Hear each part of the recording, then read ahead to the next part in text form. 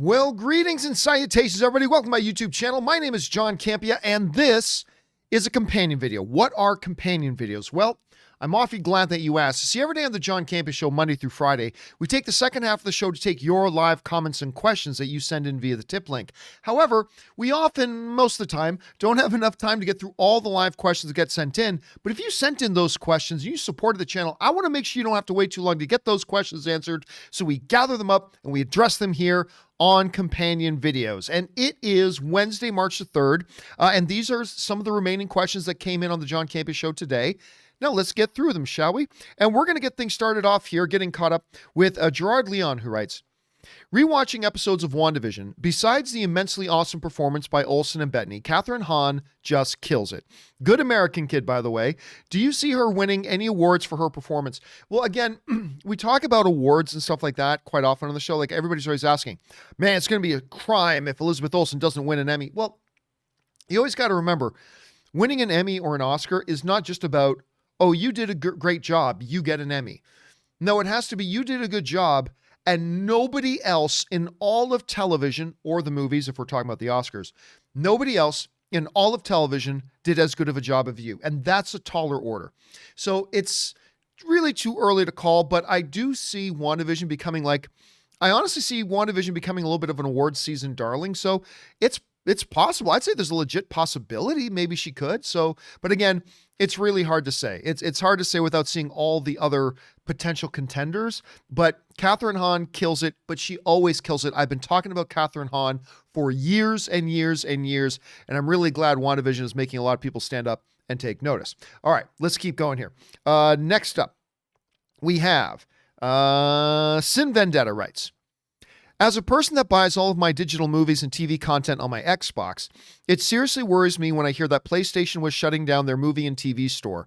Not just for those people that did, but put a good amount of money into their digital movie and TV collection, but also for the fear that the platform they choose to invest their money into may one day close that service down.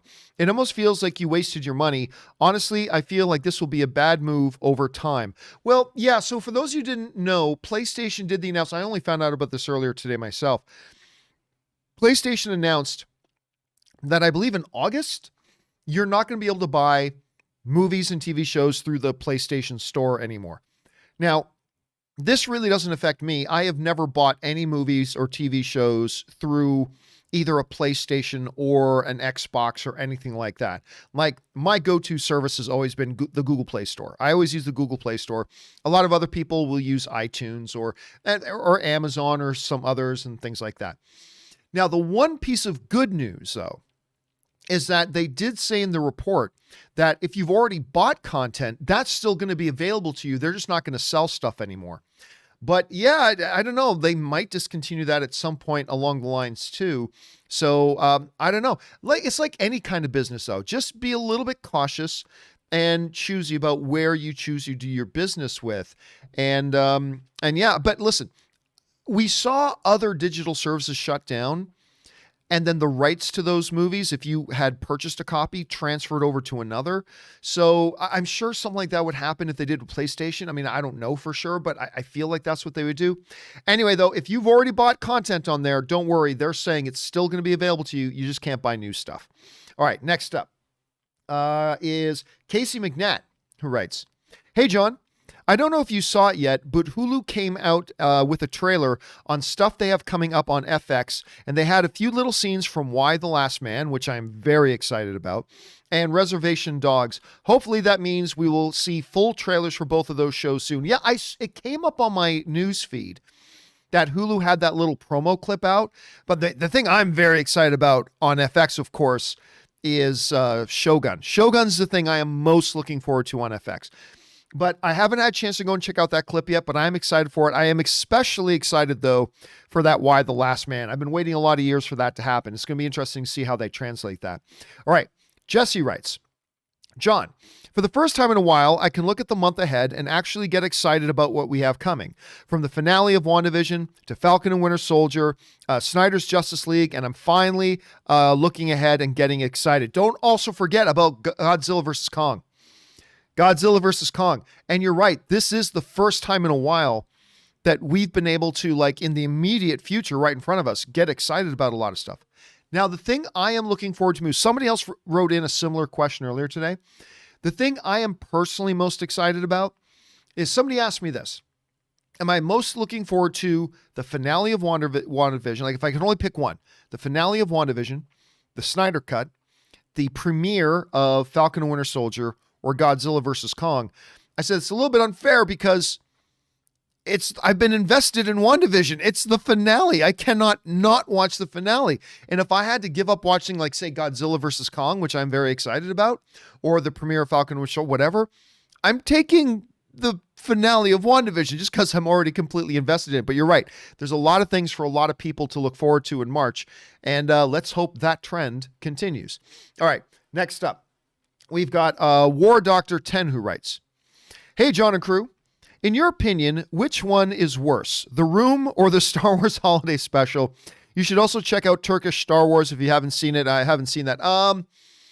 Man, I think I would have to say the Star Wars Holiday Special. I mean, The Room, think about it. The Room is really just a guy who wanted to make a little movie. The Star Wars Special had millions of dollars behind it with a major network and production studio and based off an insanely popular movie that had come out and all that kind of stuff, right? There was no excuse for that. There was simply no excuse for that. So I'm going to say out of the two, the worst is the Holiday Special. Worst is the Holiday Special. All right. Frankie Gouge writes, "The whole Vision body chain of custody issue debate seems to leave out how chaotic the world has been for 5 years, especially right after the snap. Wakanda would have been on chaos or in chaos. Still think remaining Avengers loaded him brought him back." We'll see. Anyway, yes. This discussion's come up a couple of times. So what I believe, they haven't stated this, so this is just me theorizing. What I believe happened to Vision's body is at the end of Infinity War, probably Cap and the remaining Avengers took what was left of him back to the US, at which point the government probably confiscated it. Now, there was some thought that people said, well, Vision is made of vibranium. Wakanda would have kept him there. But Wakanda would have been in chaos.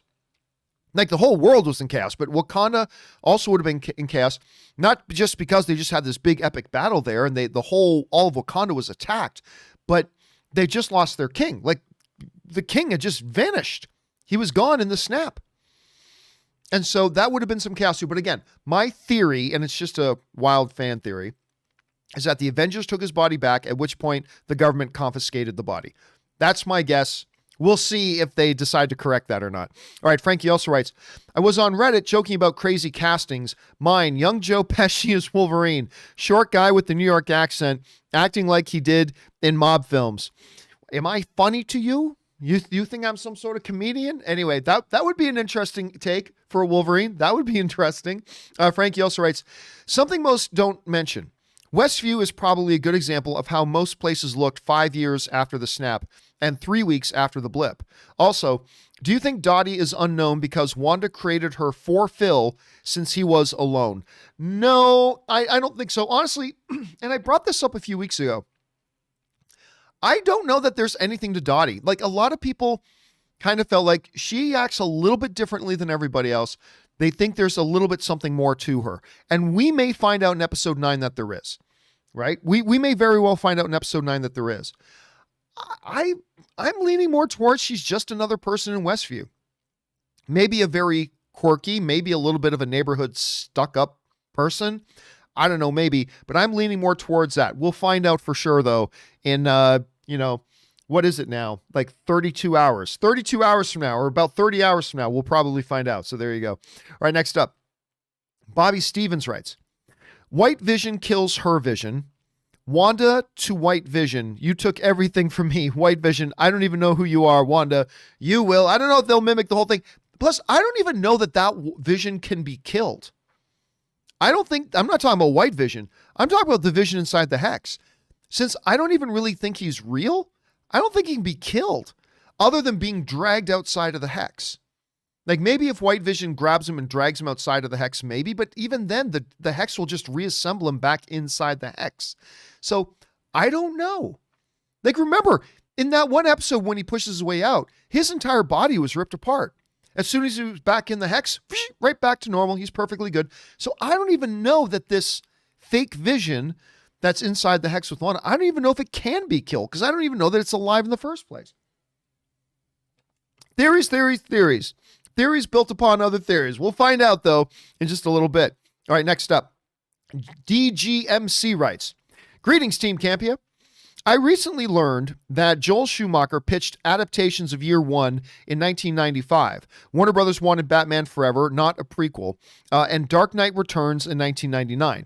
Warner Brothers wanted a reboot. You were around then. Which one would you have preferred?" Well, okay, that's basically not fair. For one thing, I mean, we've seen Batman Forever, so we know how bad that is. It's hard to compare. Would you have preferred something that you actually got to sample versus something you never actually got to sample? It's very hard to say. But if I'm not mistaken, like, that was Aronofsky. It wasn't Schumacher. If I remember it correctly, I may not be remembering it correctly. It wasn't Schumacher that wanted it. It was Darren Aronofsky and I think Frank Miller pitched this idea of a Year One, which is sort of based on the Batman Year One comic, but it's actually even more adult, more gritty. Pardon me. And yeah, I mean, obviously in hindsight, like, Batman Forever, and it was like one of the worst like comic book films ever made. I mean, it wasn't the worst comic book film ever made, but it ranks up there. It's in the conversation.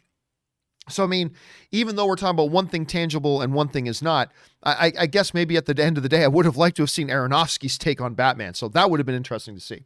All right, next up, we've got Bad Romance writes, "John, I think Wanda/Scarlet Witch is the equivalent of Jean/Dark Phoenix in the MCU. We were talking about that a little bit earlier on the show today. I think they are setting up a Scarlet Witch saga in the MCU that will culminate into something big. Perhaps Wanda will cause a ripple effect with her chaos magic in the universe." I mean, there's a lot of people that have that theory. I still really don't. I think that there is a story arc, an overriding arc that they're creating that's going to flow from WandaVision, include Spider-Man 3 in some way, and then culminate in Doctor Strange 2. And I think Wanda then dies there. Like, me and Aaron Cummings have been debating about whether or not there's going to be a WandaVision season 2. I believe there is not, because I believe Wanda meets her end in Doctor Strange 2. I don't think we're getting another WandaVision series.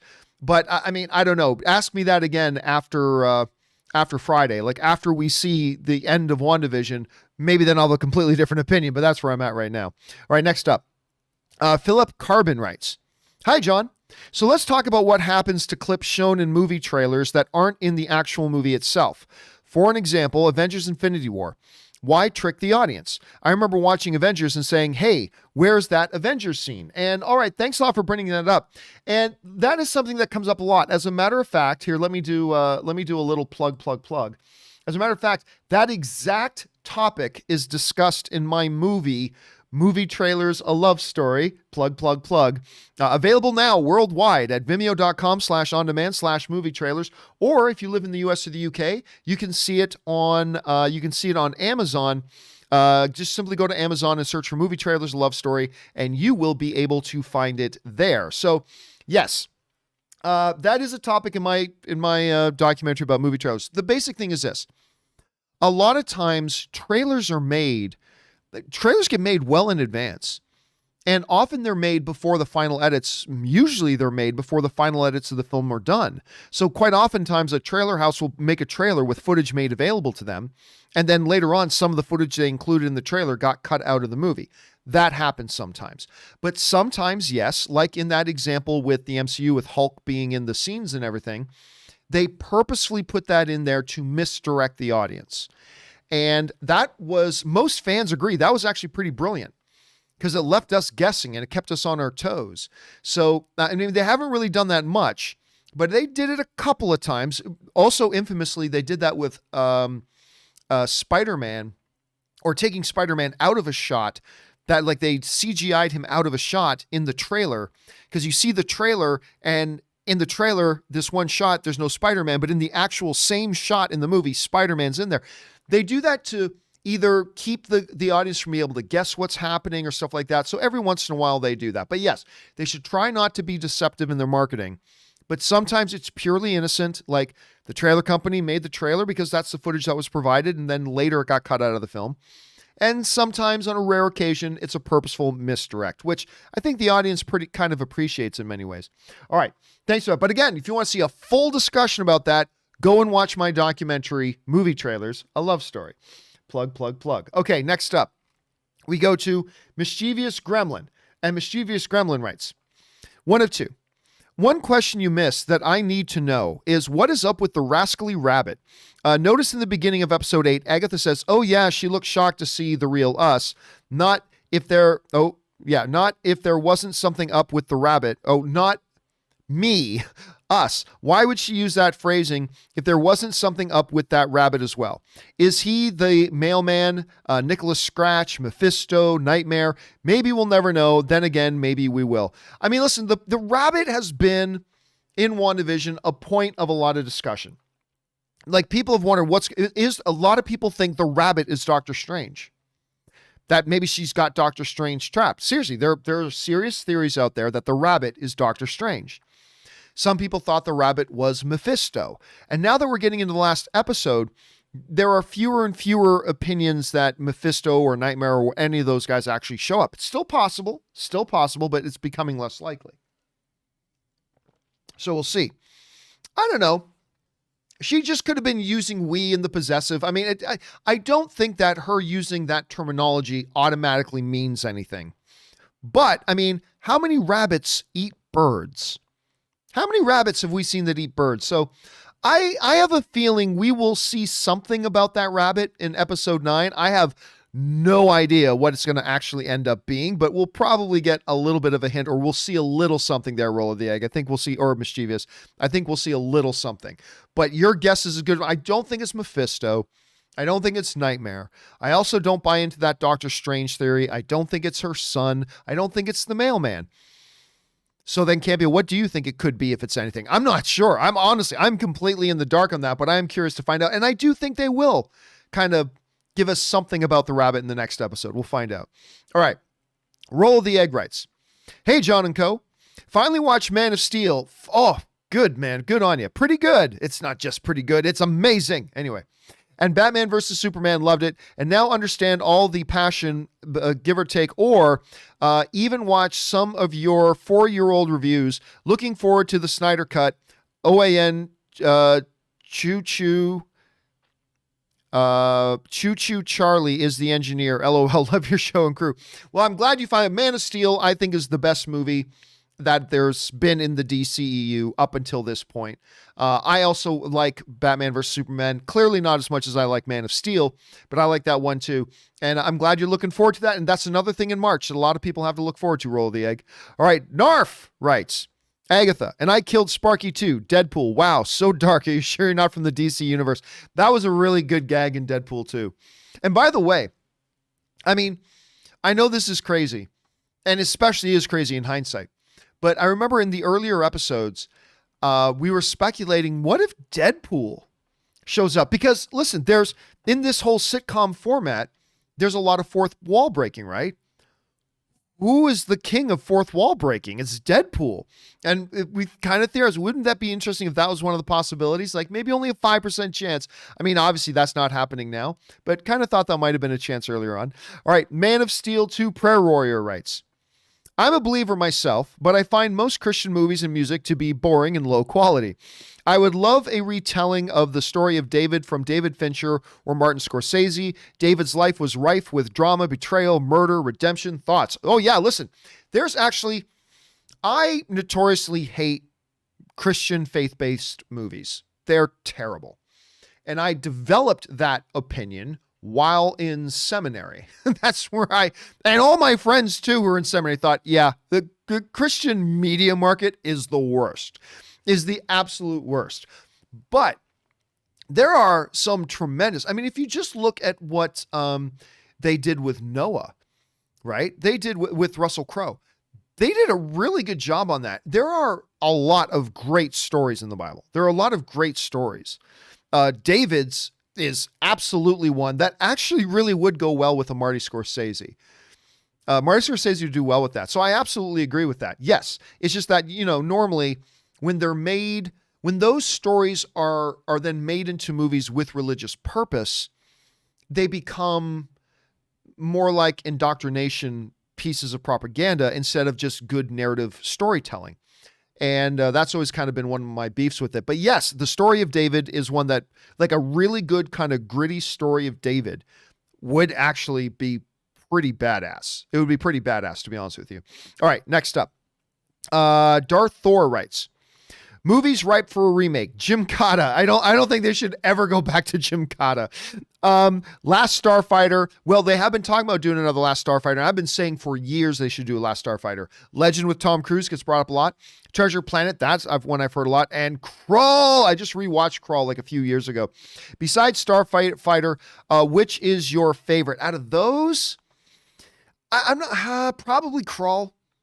Probably Crawl. That's when I go to. Last Starfighter, obviously. I've been talking about Last Starfighter forever. And actually, The Last Starfighter is one of those rare movies where I think it's actually, the story of The Last Starfighter is actually, I believe, more applicable today than it was back when it was made. When you understand the popularity, like the popularity of the video game industry is way bigger today. And I think that makes The Last Starfighter much more ripe now than when the original came out. And they've got to do it. They've absolutely got to do it. Anyway, next up. Luke, I am your plumber writes. One of two. I know Rob's not there because it's most likely Thursday. Well, it's still Wednesday right now. By the time you read this, but I want to say a big congrats to him for award. That's freaking awesome. And here's a fist bump from St. Louis. Now go on to my question. How do we see Wanda making it out? So yeah, for those of you who missed it, one of the projects that Rob has been working on for the last number of years, Tango Shalom, actually won the Toronto Film Channel Independent Film of the Year. So they won this award, and they've been nominated for many other awards on the festival circuit recently. You guys should absolutely go onto YouTube, check out the trailer for it. Rob has worked very hard on this film for a couple of years, and you should go and check it out and support it. As far as how does Wanda make it out, I don't think she does. I mean, she survives WandaVision, obviously, but I think she's going to emerge tragically. Although, I will say, I just saw something that disturbed me a lot. I saw the director of WandaVision was saying that, you know, she's going to learn to deal with her loss. And I'm like thinking, oh, please don't tell me we're going to have some stereotypical cookie cutter comic book traditional, yay, good guys win, happy ending for everybody. I just, and again, if they do that, I'm sure they'll do it in a way that's great, and I'm sure we'll be happy with it. But I am so pumped for this idea of this Shakespearean tragedy end, but I don't know. We'll see what happens. We'll see what happens. Also, he writes 2 of 2. Of WandaVision, if at all, she is now the biggest criminal in the MCU. I don't know how they could take her into custody. She would just break out with her powers. So do you see her dying in the fake death universe? Thanks and have a great day. Well, I don't think she dies in WandaVision. That's off the table because we already know she's going to be in Doctor Strange 2. So I don't know. Maybe she appears in Doctor Strange 2 via fake death. I mean, that's a possibility. She might appear in Doctor Strange 2 via the fake death route. Maybe maybe she dies at the end of WandaVision and then she comes back to life in Spider-Man 3 or in the beginning stages of Doctor Strange 2. I don't know, maybe. But yeah, they can't, that's the thing. They can't just have let's forgive and forget. She literally took a town hostage. She took away the free will of thousands of people, made them her puppets, hijacked their lives, and they've been in pain the whole time doing it with tears coming out of their eyes. She doesn't just get to walk away from this. So, I mean, I don't know what they're going to do, but I do believe she survives, and then I think she dies in Doctor Strange 2. Again, I may totally change that theory after we see episode 9, but that's kind of where I'm at right now. All right, next up. Don't forget your name writes, hey, John, just about to get a sci-fi book published. Congratulations, man. First of all, that's great because you actually sat down and did a project like that and saw it through to completion. That's huge. Congratulations for that. And that you're getting it published. That's great. I agree with you about Superman. It doesn't matter about ethnicity. Here's something to think about. Wonder Woman, the Greek philosopher Herodotus writes that the Amazons lived in Libya, Africa. I never knew that.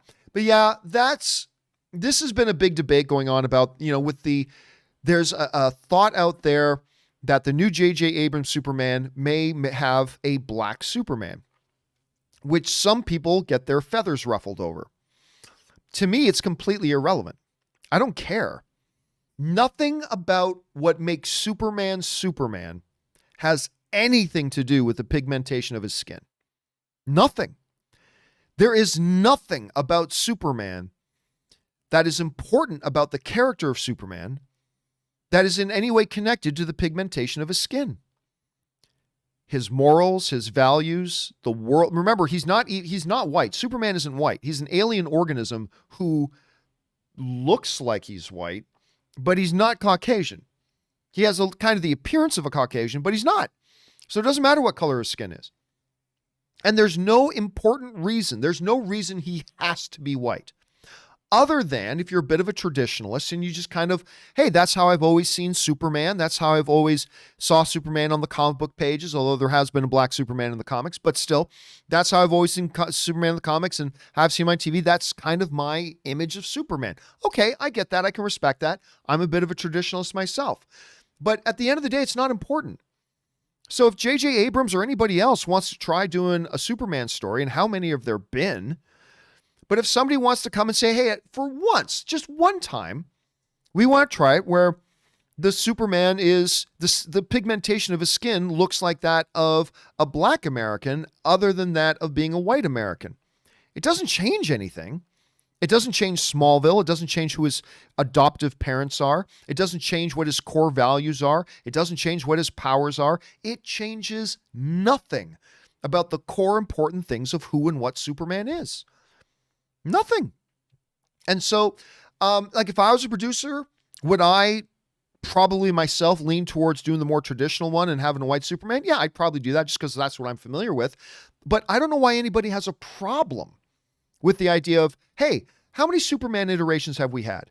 From George Reeve to Christopher Reeve to Kane to Tom Welling to Brandon Routh and Henry Cavill and the Superman they've got on CW right now and all the different cartoon iterations. They've done white Superman after white Superman after white Superman after white Superman after white Superman. Why is it a big deal if somebody wants to, hey, we're going to tell one of them, we're going to tell one Superman story where his skin color is black instead of white? I don't see why there's an issue. And I don't know why you have to have such a radical political agenda to say he has to be white. Why? Why? Because honestly, there is no logical argument about why he has to be white. But anyway, that's just my take on it. We'll see how that kind of plays out. All right, next up. Anais writes, hello, hope you're great. I am great, thank you. I don't believe in a WandaVision Season 2, but why not a new limited series called, this time, The Scarlet Witch? I love this idea, even if I don't think it's going to happen. My brain is not ready for Friday, but my tissues are for sure. Yeah, again, the semantics of it aren't the problem. I don't think the semantics of whether you call it Wanda or whether you call it Scarlet Witch, that's not the issue. I think they plan for this to be a limited series. I think it will be a limited series. But you never know. They also thought Joker with Joaquin Phoenix was an absolute one-shot, one-time movie. Well, winning some Oscars and making $1 billion at the box office and having the audience love it, that changes things, right? So, yeah, they always plan for WandaVision to be a one-time limited series. But things can change. Again, I think they've got their story laid out, and I'm still thinking she dies in Doctor Strange 2. But ask me after the next episode. I may totally change my mind. All right, next up. And the final question of the day comes to us from Campea's Lost Brother, who writes, was Cap worthy of lifting the hammer in Age of Ultron? No.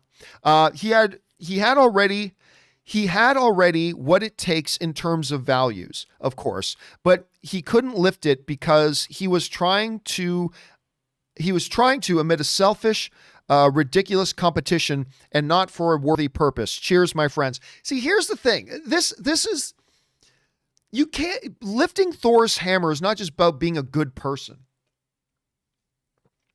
If you're just being a good person, there would be tens of thousands or hundreds of thousands or millions of people who could lift Thor's hammer. Right? Like being worthy of the hammer according to Odin's curse or incantation or spell or whatever you want to call it that Odin put on Mjolnir. It isn't just about being a good person. There's something especially unique. And I thought there are some people who have the theory, which is, I mean, pretty ridiculous and has kind of been debunked before, but that Cap could have lifted the hammer in Age of Ultron if he wanted to.